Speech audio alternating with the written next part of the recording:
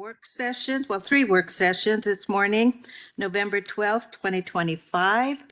So now the first one up is the budget. Good morning, Council. Morning. We have a very busy morning today, so I appreciate you all being here, as well as all of our partners here in the room and online from our departments and offices and the community. Next slide. So today is the annual, can you guys hear me okay? Can you guys hear me okay? No. Okay, is that better? Kind of? No? Okay, I'll try to talk loud into the mic as much as I can. It just seemed a little off. So this is the 2026 annual budget work session. Today we'll go over quickly the process, a summary of the challenges, our general fund, the recommendations that are before council, property tax levies, and then answer any council questions, request any feedback, anything that we can do to get more information for you, and then talk about next steps. So there are a lot of people who are involved in our budget process, and I just wanted to quickly go over the roles and responsibilities of these groups. Our advisory boards and committees, these are like our mental health sales tax, public safety sales tax. They're usually appointed by council of who represents those. They go through processes, get feedback, and then make recommendations through this process. The budget office manages and leads our process. The departments and elected offices share the requests that they need to sustain, expand, or change services that they provide. They really, truly are the experts in the work that we do. Our finance team includes the deputy treasurer, finance director, budget director, HR director. They review all the requests. They look at the financials and provide very insightful feedback. The county manager reviews and recommends the budget to council, and then the council adopts the budget, which is one of your main policy decisions as a council. And as you'll see, you've been making these policy or giving direction or making these decisions along the way throughout the year. Clark County traditionally uses a traditional budget approach, which focuses on the principles of transparency, communication, and collaboration in order to optimize resource allocation. The budget is prepared employing the baseline method, which starts with the current annual budget and then applies some adjustments. Any adjustments that include adjustments to revenue, expenses, and FTE requires a change request, which are the requests that come forward for the budget. The timeline starts early, spring, summertime. The submissions are due or published. All of the submissions are published. They were published on October 6th. Then the budget and myself meet with all the departments and offices to go over their budget submissions just to make sure that we understand and get clarity on what's being recommended. The recommendations were published on November 4th. Today, we're having our work session, and then we have a public hearing scheduled the first week of December.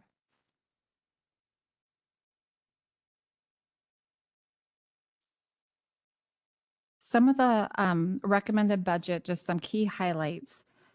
We really want to acknowledge the countywide dedication of all of our offices and staff. They demonstrate exceptional commitment and creativity in managing resources, maintaining essential services, and supporting a growing community. Through this process, we have achieved a balanced budget that maintains these core service levels through fiscal discipline, cost-saving measures, and adding an additional $7.4 million of ongoing new revenue. Again, fiscal progress and stability, we continue to restraint in adding new positions and programs combined with revenue gains has strengthened the county's bottom long-term financial position.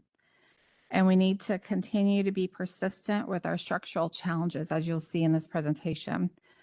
It is important to note that the demand for services and inflation, aging infrastructure, and unfunded mandates really continue to outpace the revenue growth, creating an ongoing structural imbalance in our budget. We'll continue to focus on long-term sustainability to ensure that the services provided in our community are being met. Some of the key recommendations for 2026. preserving of our general fund and other major fund reserves per policy. Property tax levy options. It does include a 1% property tax levy option for the general fund, road fund, conservation futures, parks, bank capacity, also including bank capacity for the general fund, road fund, conservation futures, and parks. Increased sales tax revenue forecast is now going to be at 2% for 2026. Normally, this is 4.2% based on historical trends. This is based on seeing what has actually happened with our sales tax this year. So we would like to be more realistic for next year. The years after 2026 will continue at 4.2% and we'll continue to evaluate.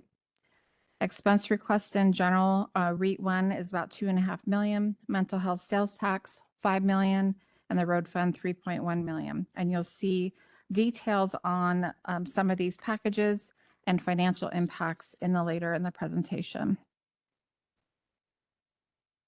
I'll go over these slides quickly because these were discussed during our fall supplemental presentations, but this is just to say, there is continued ongoing efforts to strengthen our county's financial position. First, recognizing the 7.4 million new ongoing general fund revenue. This is for district court, jail beds, and other revenue sources in the treasurer's office. Again, want to acknowledge the auditor's office and partnering with district court and the jail to really capture revenues for services that we're providing. One-time recommendation using one-time fund balance, limiting recommendations for new ongoing positions and programs over successive years. Again, balancing for 2026 and maintaining our core service levels. This is also the same slide or very similar from the fall supplemental. Again, the revenues are not keeping pace with our rising costs. The pressures of inflation, everybody is seeing that in the grocery store, in the work that we're doing, the services. The primary revenue sources are still property tax and sales tax. And while they still are maintaining stable, but they're growing slower, especially in our sales tax. Again, which is why we're adjusting that forecast for 2026 for sales tax. We continue to be proactive with financial management, the federal funding volatility, and I would say the state funding volatility. This is the important reason why we have fund balance policies so that we can help maintain service levels when there is those things that are out of our control. Service demand growth, population continues to increase in Clark County, yet we have not seen a significant increase. Law and justice increases over the past few years with one-time funding like public safety sales tax, body cameras, and other general fund departments also who have mandated services have not grown as well.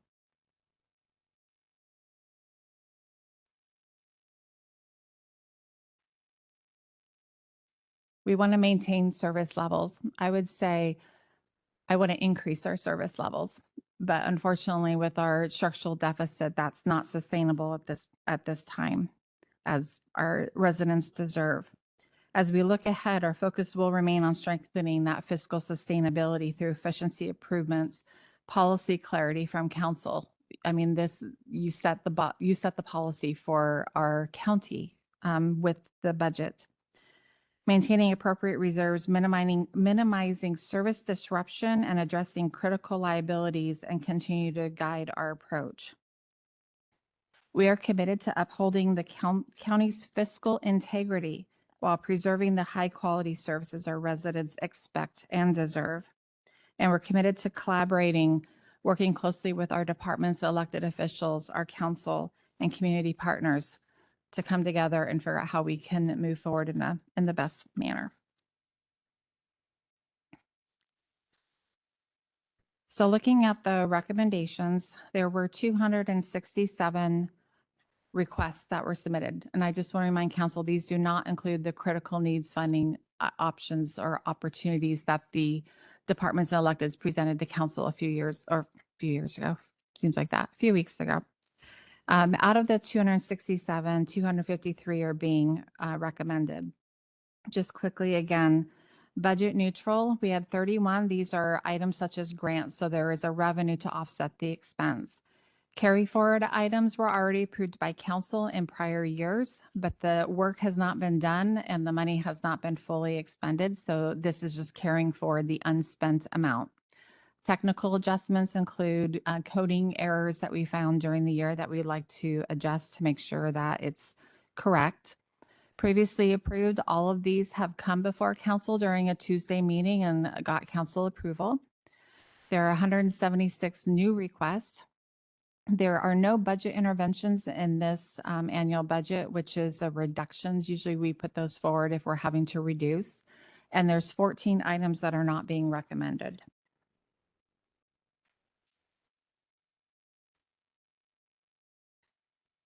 I want to talk a little bit about our general fund forecast. Almost 75% of our general fund expenses are personnel related. This is salary and benefits. These are the people that do our work. Approximately 70% of the general fund is allocated to support law and justice. This includes the sheriff's office, the jail, prosecuting attorney, clerk, public defense, and we'll see some more information on a future slide as well. Again, expenses are continuing to grow. Wage increases. We want to maintain competitiveness to attract and retain high quality employees. Our medical employer contributions are increasing. Retirement is increasing. Our general fund 6-year forecast continues to face the ongoing structural deficit, which is simply ongoing expenses exceeding ongoing revenues. The requests submitted for new general fund dollars far outweigh the anticipated revenue capacity to offset them. This is just the forecast assumptions based on current trends and historical information. Again, the sales tax, that is the main difference for 2026. That was anticipated at a 2% this year rather than the 4.2%. However, 2027 and beyond does continue with the 4.2%. Just a couple items on here, the charges for goods and services. This is where the jail bed revenues are, recording fees, most of the court fine fees, interpreter services, and others. Other revenues are like licenses, permits, and fines, payment in lieu of taxes, business licenses and permits, and contributions and miscellaneous revenues. Some of these are pulled out a little bit more detail than they have been in the past, like with rents and leases and the fines, just due to council's questions before. We wanted just to increase that transparency for council and the public.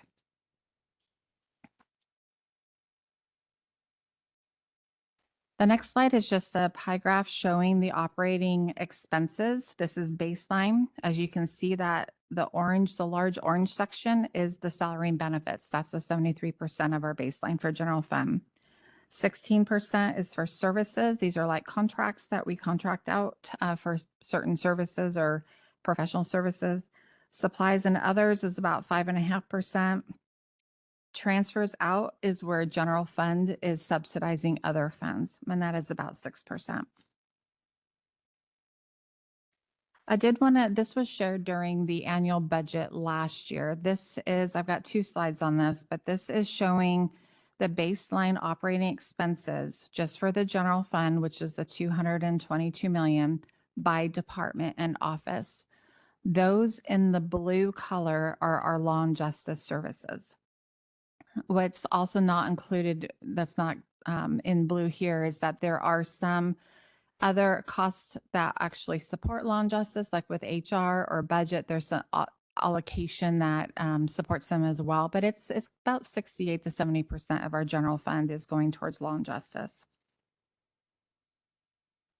This next slide is the same thing, just showing it a little different. Again, the blue is law and justice. The first one there, over 45 million, is the sheriff's office, and it's the jail, prosecuting attorney. I do want to note, on the smaller ones, I got to look at my other slide because it's a little tiny for me to see. We have HR, we have our auditor's office in there, the treasurer. A lot of them have mandated services that also are out of the general fund. And they have also not seen an increase. And I did just want to acknowledge before we moved on to the next slide, And I shared this in July, I believe, of last year, this last summer.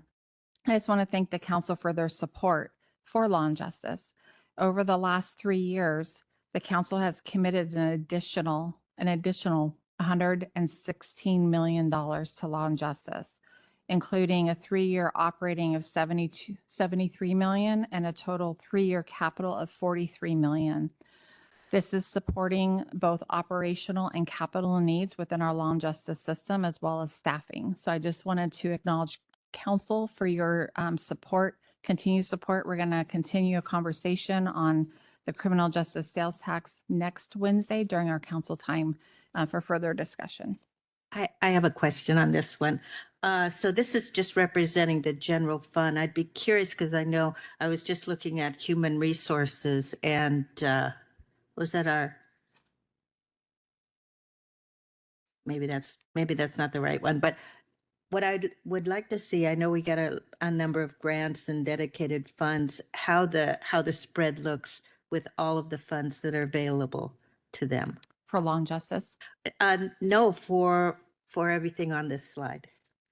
Is that for each of the department, yeah. departments? I'd just like to see how much is being committed for each of the departments outside, well, including the general fund, but how much we're Yeah, spending on everything. we can get that. Some of our departments are solely general fund, and then there's others that may have other funding that will, That'd be good to know. of course. Thank you. I was just going to add that I think that would be great. Maybe if you could just below the line show the other sources of funding, it'd be really, really telling document. Or we can do it right next to it too with additional funding by department. Yeah, thank you. We will certainly get that for you. Okay, next slide, please. This is the baseline operating budget for the revenues. Property taxes includes 41%, which is our largest. It's usually a third between property tax, sales tax, and others, but it's about 41%. Sales tax is about 32%. We did split out the others, again, based on council's prior discussion and transparency for council and the public. We did split it out. So you can see in there, you know, intergovernmental agreements, there's 7%. That's like our interlocal agreements with other public jurisdictions. Charges for goods and services at 14.5%. Interest and other earnings, 1.2%. The general fund is invested in the treasurer's office investment pool and earns interest, which is allocated back to the general fund. This amount does fluctuate, but again, just for public transparency, we wanted to ensure some of those were called out.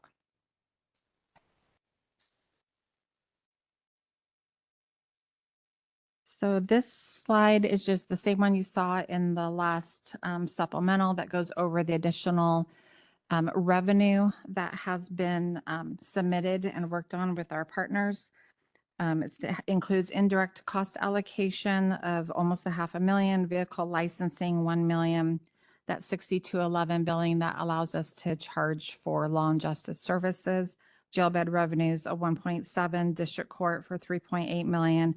And then the last three on there is the tax penalty, interest, and delinquent property tax revenues of about 400,000 from our treasurer's office. And before we move on, I am going to go over some of the request. I just have a really quick question. Is that okay, Chair? It's fine. Okay. Do you mind us asking Not at questions all. as we Okay. go along? Not at all. Thanks. I saw that earlier when I was looking at the documents, and I'm wondering what is leading to that increase in the tax penalty revenues. Do we have a higher level of delinquency that's taking place, or what's leading to that? We'll invite our treasurer's office up here to answer. Thank you.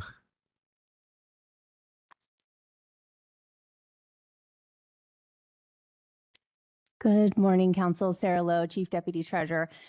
So actually there was a statutory change, I think in, I want to get this right, 2021, that actually reduced the interest on delinquent taxes, as well as changed how the penalty was applied and who it was applied to.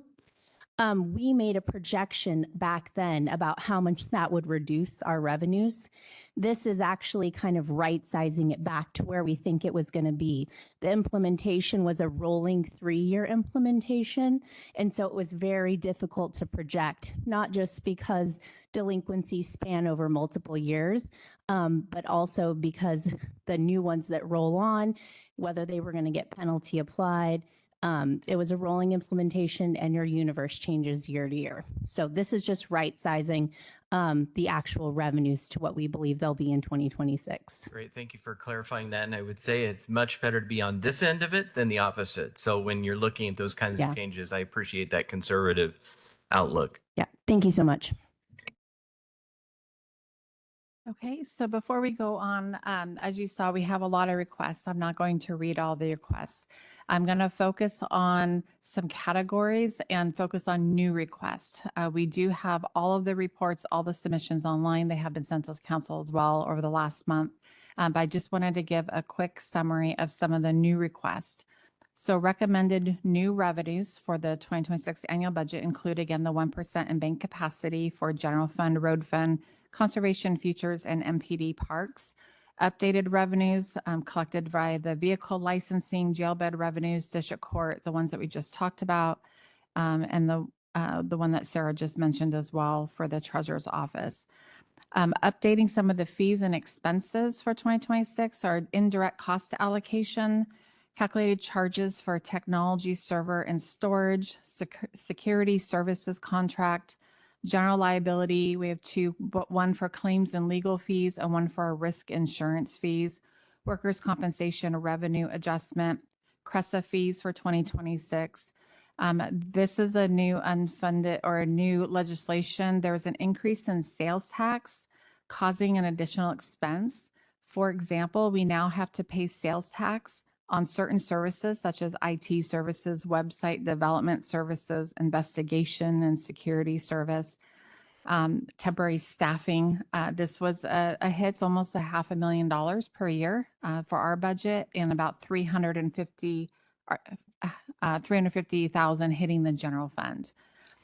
Also on the fees and expenses, just postage increases, licensing costs and subscriptions like with Microsoft, and our other annual subscriptions. And then public health did have some reductions due to their structural budget deficit as well. Under capital, we have our fairgrounds projects. Council did get a briefing on the master plan on that. We have replacing and updating failing HVAC control systems at the courthouse and this building, our public service center. Space planning continues. First floor for our clean water division, the courthouse remodel, fifth floor for public defense, auto licensing remodel on the first floor. So this is continuing with our space planning efforts to ensure that they're set up to also provide services in the most efficient manner. Ones that council's already just recently heard as well and approved our transportation improvement program, stormwater capital program, parks and lands capital. And then there's some equipment with like roadside mowers, road widener, chippers, fleet, and others. Other general fund items. So there is a one-time recommendation for Motorola radios for the jail, bio cleanup, additional expense authority for the jail, public defender training, and Superior Court jury services operational funding increase. These are one time just as we're continuing to, address the needs that they have today, but also looking at that system holistically and ensuring that we can pay for everything. Public defense, as you know, is moving from a contract model in-house. They're requesting 3 new attorneys and administrative positions. This is being recommended, but I would say it's also contingent. We're not going to move forward until we complete the staffing model that we're developing between HR, budget, and public defense, just to really outline the cost savings for the contract, costs for bringing them in, and the timing of those, and then longer term looking at the new caseload standards. So just to make sure that that is transparent, and we'll bring that back to council as well. Another general items for staff safety, personal protective equipment for fire investigators and animal control, ergonomic upgrades for the jail, making sure our employees are set up to reduce their risk of injury. Funding for mandatory training for the sheriff's office. This is for the academy. And then there's a couple of FTEs that are tied to like the clean water fee program. There's a program coordinator one. So those are items that council have already discussed and supported moving forward. Mental health sales tax, there are 5 recommendations that came through from the advisory group. One with a partnership with community services in the jail. It's called the Landing Pad Jail Reentry Program. Case manager for probation and pretrial services in district court, shoring up some funding for a jail position that was allocated. The MOUD, the opioid treatment jail transition coordination team, and then therapeutic specialty courts modification in Superior Court. So that is coming forward through mental health sales tax. There are just a few that are not being recommended. One is the regional funding market research for parks and lands. This was per Public Works. That work is not going to be done in 2026. So this will be coming back for a request for 2027. The assessor's request to increase professional services budget to finance street level imagery. This was approved in the fall supplemental, so therefore it did not need to continue to the annual. The assessor also asked for converting a project position to permanent. This position currently goes through 2026. Prosecuting attorney, they also have ARPA positions that they would like to make permanent. The recommendation is to keep them under ARPA. This pays for 2026 and partially 2027, and then we can bring that back. Animal control and code enforcement, they had a few, like with clothing allowance and other operational requests. They, per their discussions with me, they don't need those requests for 2026. Jail services backup kitchen laundry delivery truck. We do have rental fees that are set up in 2026. And I will say our fleet is doing a comprehensive review of our fleet and how, looking at potential motor pools and the cost, doing the costing for that of what does it look like if we have shared. Some can't. I mean, we have sheriff's office that cannot have shared vehicles, but there might be others that can. So they're doing that right now. We do have the funding to help jail services if they get into a pinch.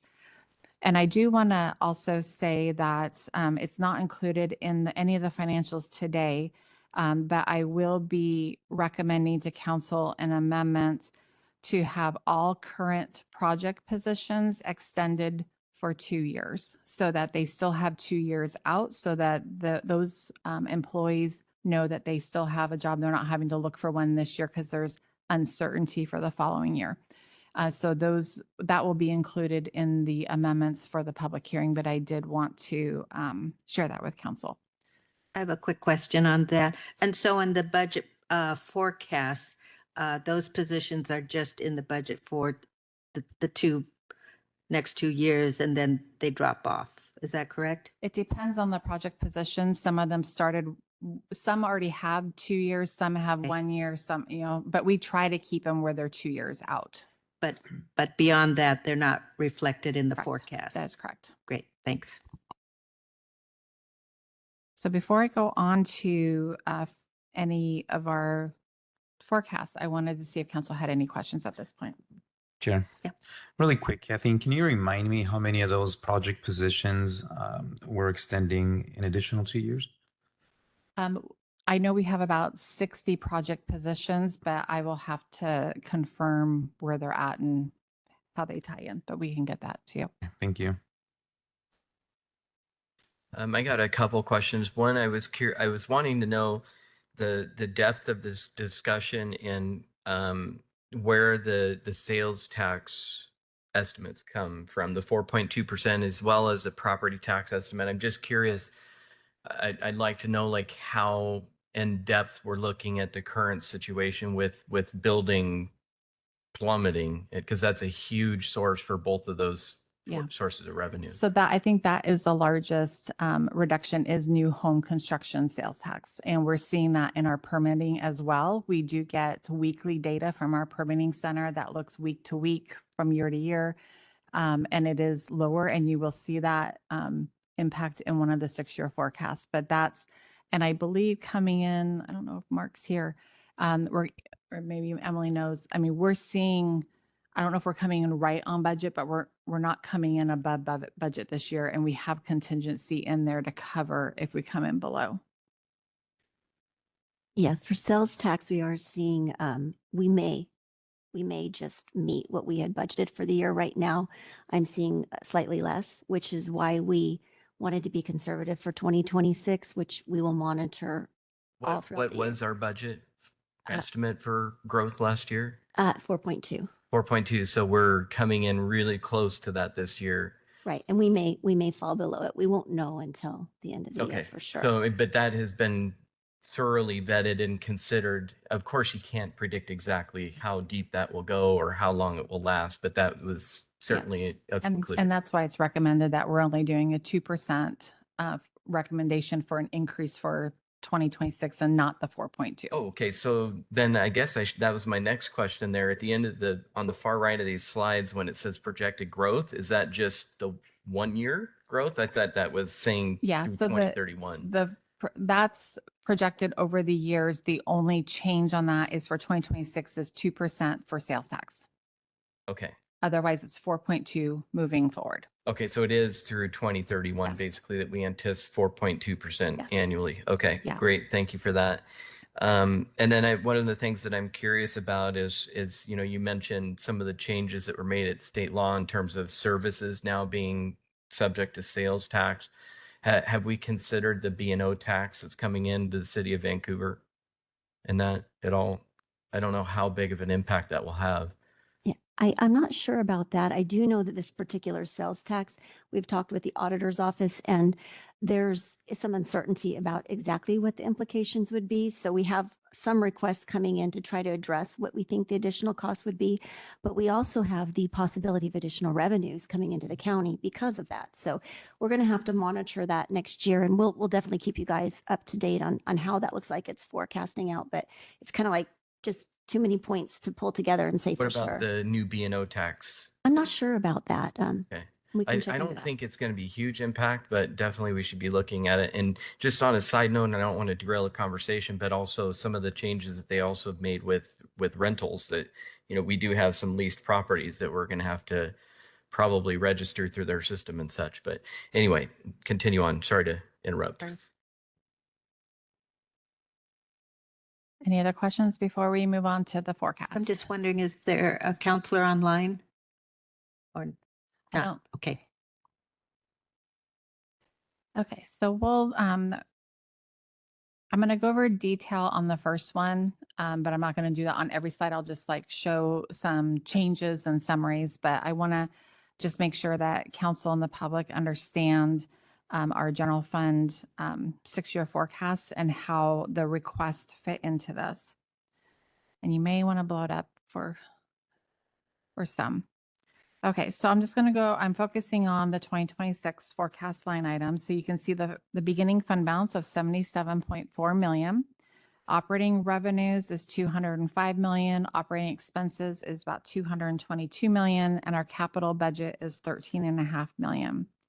The annual budget impacts based on the recommendations before you today is that 618,000. That includes the operating budget impact of 1.6 million, a capital budget impact of 2.2 million, bringing that total of the 618,000.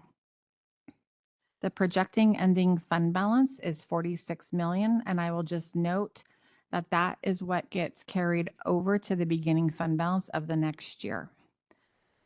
We do have some fund assignments that are required, and these are calculated by our auditor's office. The first one is the compensated absences. This is at 4.5 million. I gotta make sure I can see that correctly. Yes. That is simply a percentage of those if they were to leave county employment, the leave cash outs of what they would get per policy. Inventory and prepaid expenses. So this is a new name, but the same concept. It was non-encumbered invoices or expenditures. This is basically invoices that we know are coming that have not been paid and that we need to have that funding set aside. Minimum fund balance per policy is 34.5 million. leaving a projected fund balance for one time of $5 million. Below that, you can see in the red is the structural deficit. That includes that, the operating expenses and revenues that are taken from above, the projecting ongoing revenues, just calling that out, of the $8.4 million. The 1% is included on here that you can see at 800,000, and the general fund bank capacity is about 670,000. And then new expenditures of almost 7 million. Which you can see, then that net difference for the structural deficit is just over 14 million. Again, a couple notes on this, just to restate our prior conversation. This includes a 2% increase for sales tax, where it's 4.2 moving forward. The 1% levy is 1 year only and does not include future years. The compensated absences, this is the one that there was an accounting regulation change that we have to do. So historically, we only had to set aside about 2.8 million a year. That has now increased to 4.5, reducing our available funding by 1.7 million a year. This also does not include any new requests in future years. So as you can see, in 2027, we'll need to use, in 2027, that 10.4 million in the red there is putting us out of compliance with our minimum fund balance policy. And then you can see in 2029, it's not just a structural deficit, that is a fund deficit of 4.5 million. So at a minimum, we would have to reduce by that amount, and that does not take into any consideration mandated increases that we have to cover or any new requests. Chair. I was curious, does this include, and I think I asked this question the other day when we met, but I don't recall if I got the answer or if I forgot. So I apologize if I did, but does this include any budgeted capital expenses that we're not currently aware of? Like, I mean, we know that we're looking at funding the jail and stuff like that, but, does capital projects come up over time? And I'm wondering, is there a certain amount budgeted in each year for those, or will that come directly out of the fund balance if they arise? Right now, it's based on the projects that we anticipate we'll be working on in the next year. Okay, so if something comes up that we're not really having our eyes on right now, it would come out of the projected fund balance, basically. And I would also say we do have a master spreadsheet, and we are looking at trying to get that into a 6-year forecast as well, because there's a lot of capital items Yes, on like but that's existing not in buildings that here are currently. not in here, Okay. like way more than we have. Thank funding you. for. Did you want to add? Just say the jail is not in. Yeah. Yes. Chair. Kathleen, really quick question for you. You mentioned this earlier that one of the some of the ongoing fiscal challenges have been revenues not keeping up pace with rising costs, inflation, higher costs, etc. But this doesn't necessarily happen overnight, right? So what has led over the years? What has led up to the county not being able to keep pace and collecting enough revenue to ensure that we do not anticipate this Yes. ongoing structural deficit? One of the main things is the council not adopting the allowable 1%. I shared in the annual budget last year that 6 out of 12 years, council did not take the 1%. That would have cost on average, a homeowner about $20 a year for those 6 years combined. And we lost $37.5 million. That does not include not taking the 1% last year. So that was the prior 6 years. So that itself makes a tremendous impact on our budget. Thank you. Okay, so there's a couple slides here on general fund. The next slide is just showing the same forecast, but it removes the bank capacity. So it just removes the 670,000 that was in the bank capacity. So the 5 million for one-time expenses is now 4.4 million in the gray line. And the structural deficit was 14 million. It's now 14.7 million. The next slide is removing the 1% and bank capacity. So this is removing 1.47 million for 2026. Again, the 5 million for one time is now down to 3.55 million in the gray line.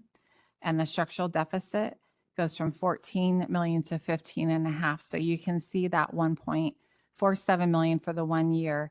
And just remember, when you do, if council approves that 1 year, it does compound over the years moving forward. That is not included again in these slides.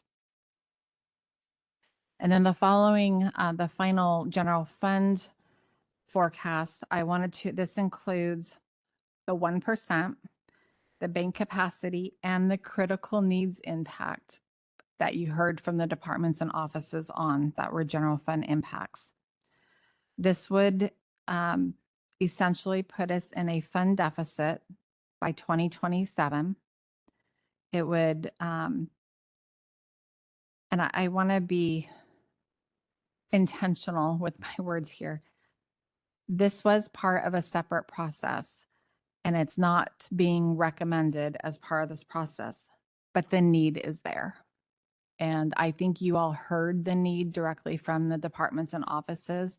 And this is the struggle that we face every year of trying to be fiscally responsible, try to capture our revenues, and, you know, staff's been doing great, but there's a lot of needs. And this is showing the greatness of the need that we have without the resources to fiscally support or sustain. I have a question on that. So it was great. Well, great, but it was hard, but good to see all the information on the critical needs.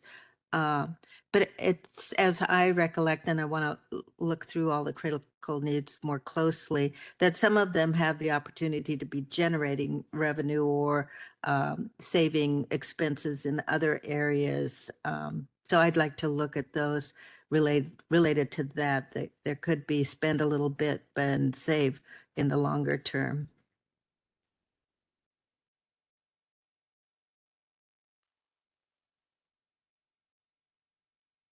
Okay, moving on to public safety sales tax. So public safety sales tax was approved in 2022. There's no new recommendations for 2026 as the fund is fully budgeted. All of this funding does go to law and justice. This again also has the 2% for the sales tax growth for 2026, and then the 4.2%. There is a small financial impact on here, but this was due to the fall supplemental. It was about $500,000 and includes body camera updates and some baseline updates such as wage adjustments and carry forward of the K-9 program in the jail. We're going to continue to revise this, but we are looking at doing a revised minimum fund balance policy that will come back to council if needed. That could potentially reduce reserves from 1 month of prior year expenses and 2 months of prior revenues to just 1 month each. We have seen some savings in here. So like some FTEs haven't been filled. So when that funding hasn't been spent, it falls back to fund balance. So there may be enough savings to not impact the fund balance policy right now, but that is underway and may be coming back to council next year. Here, just real quick question. So I'm looking at this and, you know, and we show the growth 4.2% in anticipated sales tax revenue, or not sales, it's property. No, that is sales tax, that's right. Yes. You know, and some general increases in wages, benefits, services, but none of those really add up to more than we're anticipating the growth being, which is 4.2%. So I'm curious why each year, we're showing a structural deficit here as well, that the ending or beginning assigned fund balance each year decreases. What is leading to that? I'm happy to try to address that. If you look at the expenses, you can see that salaries and benefits, salaries and wage increases are about 3% per year. And if you look at the impacts of benefits, that's 5%. So a combination of all those actually makes our expenses grow And this one's a lot closer. You can see how that structural deficit at the very bottom line, as we get closer to the outlier years, it's being reduced a little bit. So it is potentially could right size it if we don't add anything else to this. I don't think that's realistic because these positions will continue to get increases every year. But yeah, the combination of those expenses and the amount of that expense budget is outpacing the revenue budget. So it's not that we're currently overspending, it's just that structural problem that we see happening again. Correct. Okay, thank you. Okay.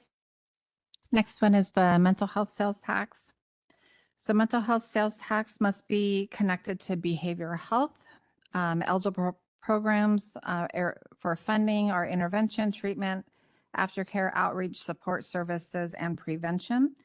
The council did authorize the creation of a mental health sales tax advisory board in 2018, and that board was charged to create a formal process for collecting and evaluating new funding requests and make recommendations through the budget process.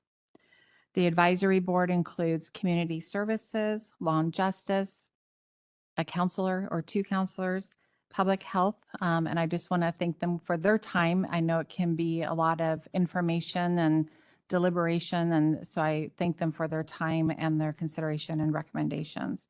Again, they're recommending about $5 million for internal county departments request.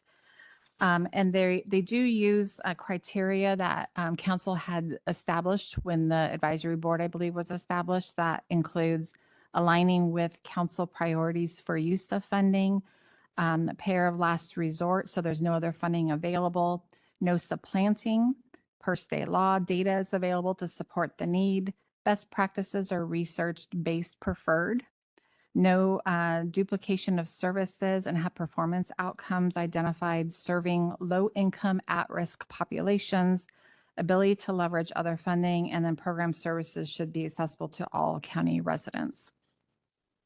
So on their forecasts, again, you can see the impact is within the red circle there.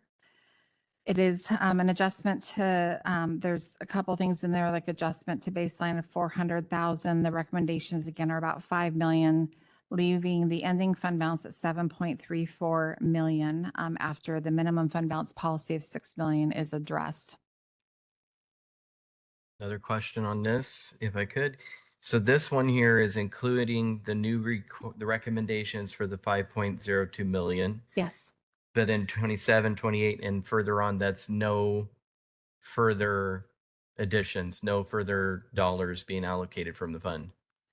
Unless any of those were ongoing. Well, this yeah, is we covered those that are ongoing, yes. but So no this new This requests. does not include any new requests. Thank you. Correct. Okay. I had to pull up my slides. Okay, so the first one here, road fund.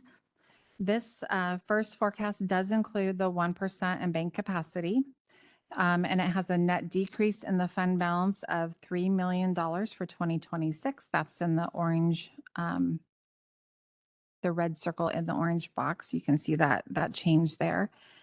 And I already talked about some of the items that were hitting into the road fund on there.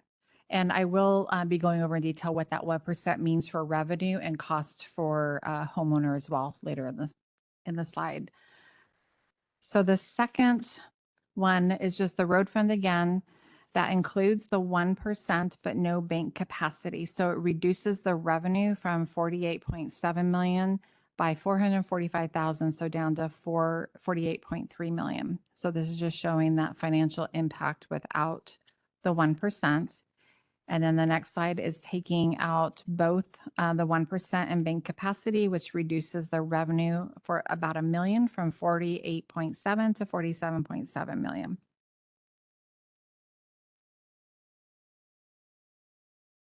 Not hearing any questions. Okay. Planning and code. This is where you're seeing the impacts of new home construction. There's a lot of red on this slide. So the net decrease of the fund balance is about $74,000.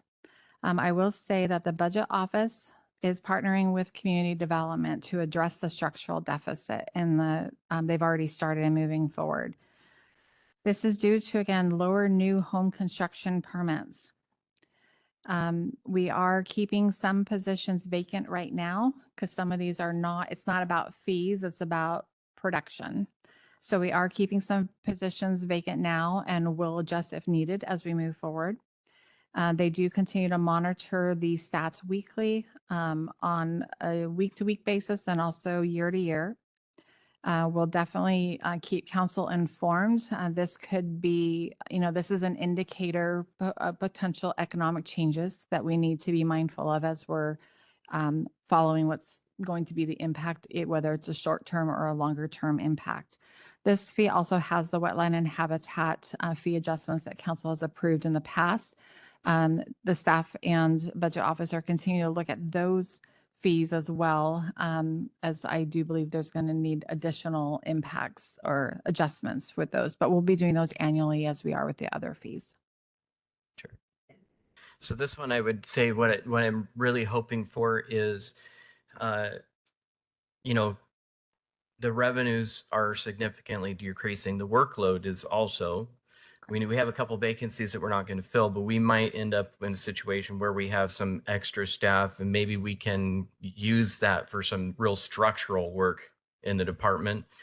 A little less of the daily grind stuff. And, I'd support bridging this gap for a couple of years or however long we see this dip until things come back up.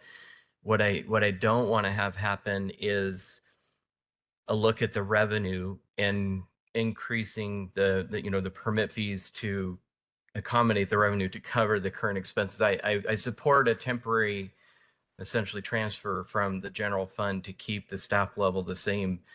Just, I don't want to increase those fees to cover that difference. It's not being recommended to Okay. increase fees. This is solely tied to a number of permits not paying for the permit. So that's why we're holding it the positions vacant, because it is about the workload on there as well. Right. But yes, thank you. Thanks. Okay, moving on. REIT 1. So REIT 1 has a decrease to fund balance of about 2.4 million. And you can see in 2027, 3.5 million. Did I have that? I have a different number. So I'll just say, so you can see that the fund balance starts to increase over years. It is due to bond issuance and expirations. So as we're paying off current bonds, I believe there's like 5 to 6 right now, one of them including the facilities that council did last year. As those are paid off, that increases this funding.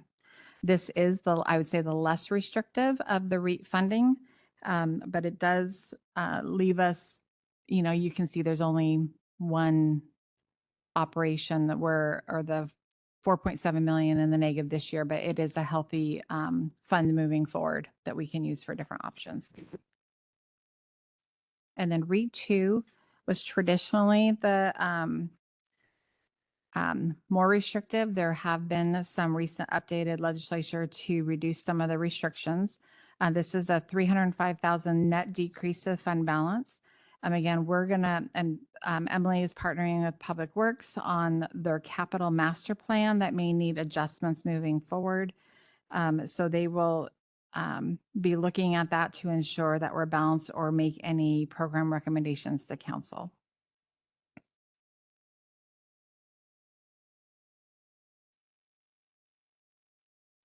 Okay, then we have a few amendments that I am presenting today. These came in after the recommendations were finalized and published on November 4th, and they're not included in any of the financial forecasts that you have seen. And all of these are located online. You can see that up there in the center. The Veterans Assistance Fund, we did have a request. I am recommending a one-time $30,000 to help sustain that fund in 2026. Council did approve a work session with the Veterans Advisory Board, the center, and staff to be held next year, first or second quarter.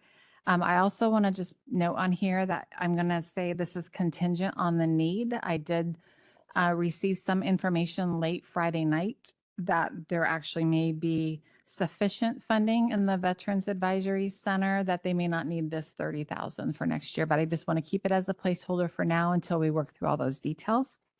Superior Court has a half-time FTE program coordinator. This is grant funded, so therefore it is budget neutral.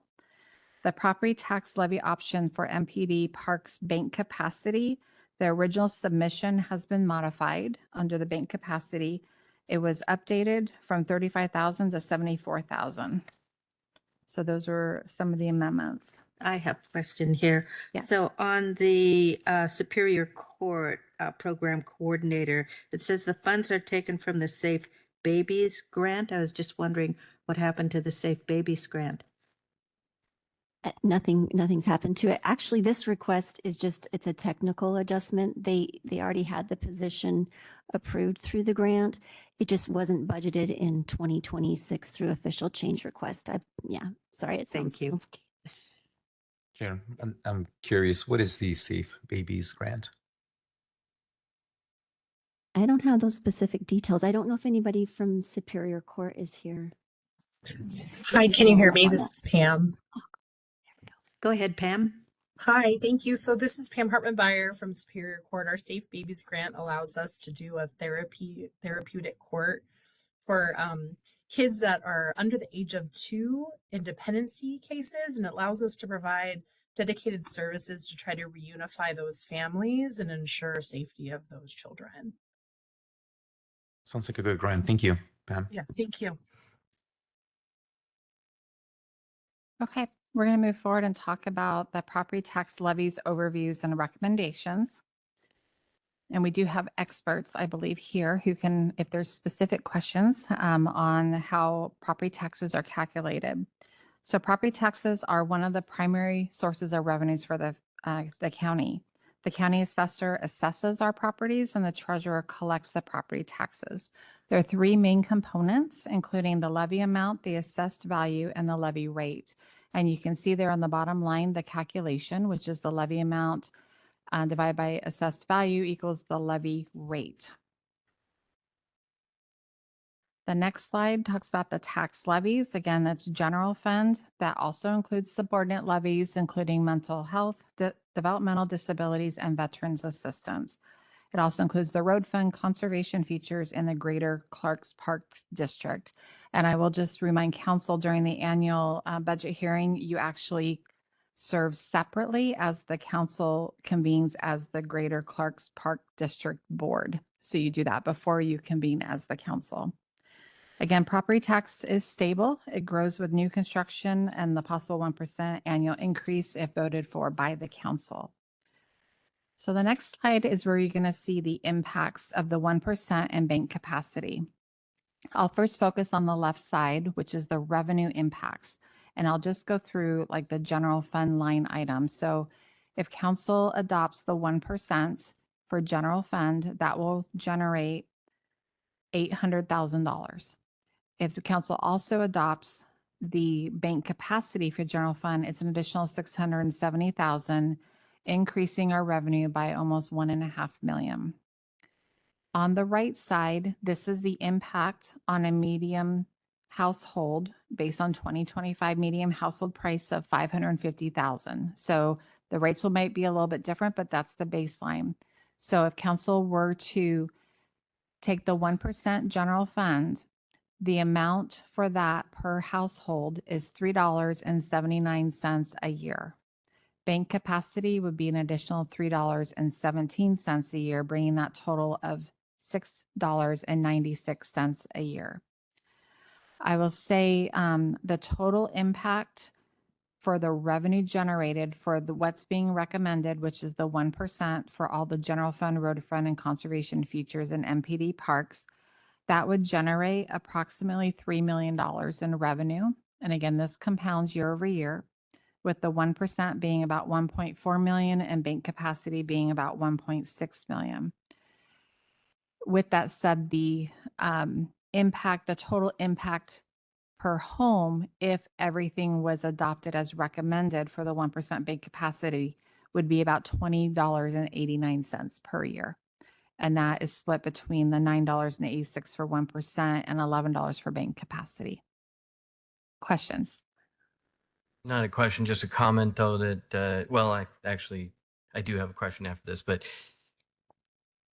$21 a year, that's less than $2 per month. You know, it's not that we're not acknowledging that that impacts people, but it is a very, very small impact when you compare it to all of the other cost increases that we're seeing over the board. But then I did have a question about the conservation features. I was wondering how the banked capacity got up to 15%. I believe it's It's because it hasn't, the Hasn't 1% been wasn't used. taken for multiple years. So every time the 1%'s not taken and the council banks it, it goes into this holding kind of account number. That after a certain period of time, could no longer collect that bank capacity, but perhaps I'm wrong. We're not collecting it. It's just an amount that's available if the council chooses to implement it. That's the amount that's left that could be imposed as far as additional property Okay. tax. All right. So- I mean, it's a small number, but it's a large percentage. Right. Yeah, it's been growing because, yeah, it hasn't been adopted for multiple years. well, when you say 15%, what are you looking at? Down at the bottom there, Okay. third from the thank you. bottom, conservation features. I have a follow-up. How Yes. many years did we not take that? I know, I can't remember if last year or the year before, it actually was not recommended to even take it, but I don't know the history. We'd have to go back and get that for you. Just curious. Just seems like It'd it would have it's been a lot of years. multiple years, but yeah, I'm not sure exactly how many. And then just one final thing on that too is we don't have to discuss that now, but and we probably already had this conversation in updates and work sessions and such, but I would be curious the additional revenue, what that's planned to be used for. For conservation. Is it purchase? Is it personnel? Where is it headed? I will just mention, I do intend to meet with Public Works later this week, and we're going to talk about how to communicate to the council what the plan is for that if it's adopted. Great, thank you. And I know we didn't take the 1% last year's. Do you know what the household impact was for a median household For last year. for last year, just by comparison? If you don't have that off the top of your head, I could understand that. Yeah, I don't have it off the top of my head, but it wasn't that much, but I will. I'm just curious. Yeah. Thank you. Any other questions? Okay. Oh, yep. I would just answer, I mean, this year, it means 14 cents. Right? The conservation futures 1%. I was thinking of the total, Okay. Yeah. but thank you for that number. Okay, the next slide does talk about the subordinate levies. Again, these are general fund subordinate levies, mental health, developmental disabilities, and veterans assistance. Historically, council has chosen the proportional rate. Of course, you can take the flat rate as well. If the flat rate is taken, the difference is paid out of our general fund.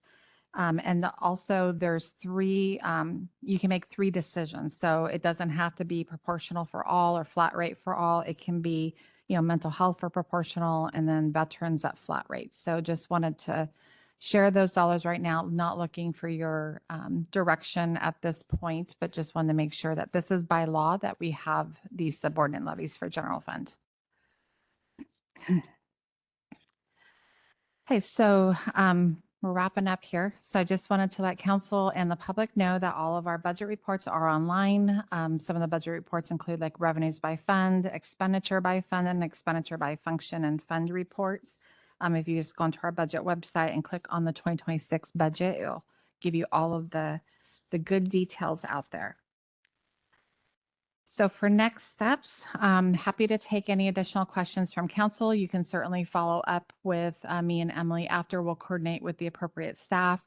If you have any questions today, any further feedback or discussion. And then again, we have the public hearing scheduled for the first week of December.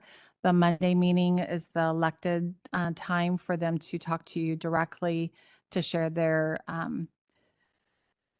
thoughts on the budget and recommendations. And then Tuesday we'll start the actual public hearing where we'll do this presentation again. And then if needed, we have the following day as well. So Counselor Young, did you have a question? Your light's on. Oh, sorry. That's okay. And just to, so this will not be before us until the public hearings on December 1st. Correct. Right. Yeah. And so if there are, could you talk about the amendment process? Yes, so I believe in your rules of procedure, if council wants to do any amendments to what's being recommended, you have to share that with your fellow counselors. I believe it was 48 hours in advance. I'll have to see if that's changed at all. I would recommend doing it sooner than later, just, so that you all know what's coming. And I would ask too, if council is considering anything, to please communicate with me and partner with Emily and I in the next week so that Emily could have reports ready in the event it does come up. Even if you change your mind, that's fine, but just so that we can help you be prepared for the hearing. So if you want to have any amendments, we can work through that process to make sure that we've got all the reports done. So if it's 48 hours and the budget hearing is on Monday, when would that? When I would we say need to the do that? last week of November. Okay. Yes. Okay, so we, not very much time. So in looking at all of the information that we have, there's an opportunity. And I think, would those proposed amendments be posted online for the public to see? Depends. It would be nice if we It could. would be nice. And I know historically, and I'm going to check because I can't recall actually if council extended that 48 hours longer, but it was put in the rules of procedure because a prior counselor did an amendment on the dais and there was no, like the other counselors had no idea it was coming, nor did the staff. So I think it was for council, but if council's amendable, I would recommend, yes, if we can put it online, that would be, the best thing for our community. Okay, So- so for the And- day for that to get to you, for that to happen, is it the week before is Thanksgiving So week? so we will be posting the agenda for the 2nd by the 25th or 26th of November, because the 27th and 28th is a holiday. So if you have it, again, within the next week, talk to Emily and I. Sharing with your counselors, I would say, or fellow counselors, I would do that by the 25th. And this would just be to share the information, not Correct. to deliberate That's correct. with our fellow counselors. That is correct. Thank Go you. ahead. I would also add, I believe, if I remember correctly, there is nothing that precludes us from proposing amendment at the meeting. It's the intent. Like if we know about it, let everybody know. That's a common courtesy and great for the public. But for example, we could have public testimony that comes in on the day of the hearing that might influence an amendment. So it doesn't prohibit us, but it's common courtesy to, if we know about it, let everybody know. Right. So the rules and procedures are guidance.